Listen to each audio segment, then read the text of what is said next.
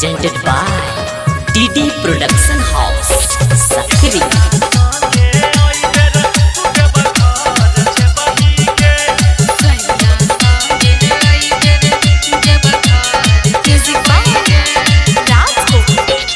केकरा संगे आई बेर तू देव घर जे बही गे, केकरा संगे आई बेर तू देव घर जे बही गे, गे देव घर जे बही गे, गे कहना केकरा संगे कांवा उठे बही, आ केकरा संगे चल चढ़े बही गे, गे कहना केकरा संगे कांवा उठे बही, केकरा संगे जल चढ़े बही गे। सैया संगे अइबर देव घर जेबै रे, सैया संगे अइबर देव घर जेबै रे, हम देव घर जेबै रे, रे अरबा ओकरे संगे काबर उठेबै, ओकरे संगे जल चढ़ेबै रे, रे अपना सैया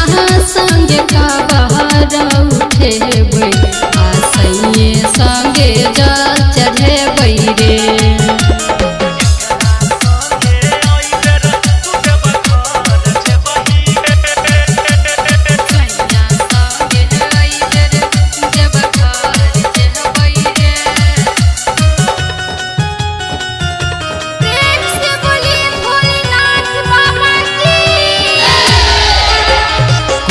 महीना आई बेर तू देव घर जे बही गे,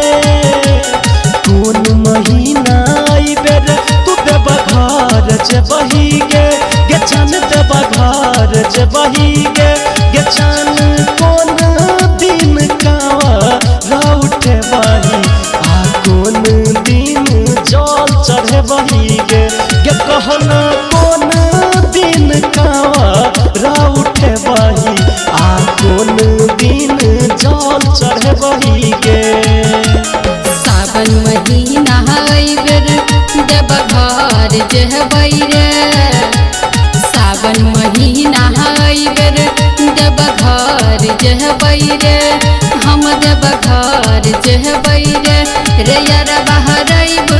दिन जल उठेबै, सोम दिन जल चढ़ेबै रे, रे अरबा रइब दिन जल उठेबै, सोम दिन जल चढ़ेबै रे।